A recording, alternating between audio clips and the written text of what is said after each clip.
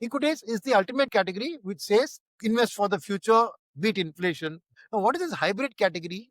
It is a mix of debt and equity. Now, why people say, well, why do you need a mix of debt and equity? Whatever I want to put in debt, I put in debt. What I put in equity.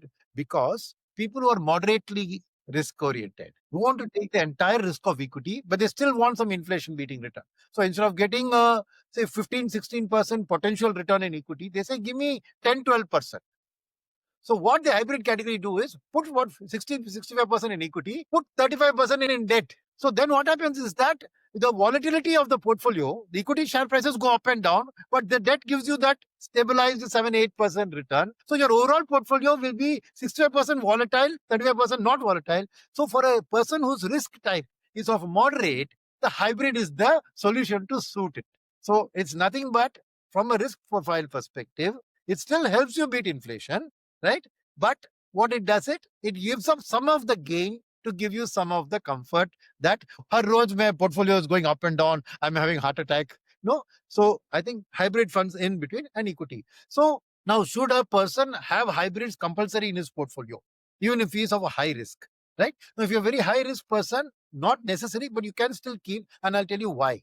Because these hybrid funds, right, they protect you during volatility, right? But suppose, let's say for 6 months, let's say the equity is going to give you losses. Let's say situation is very bad, COVID ke time mein, something like that, no? For some time.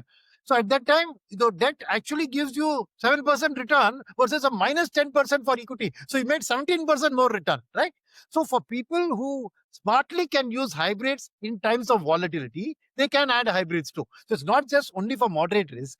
So in a person's portfolio, then I would say that nobody should be there who's 100% into equities, because equity markets are not something that goes up every day of the week. There are bad times in the world.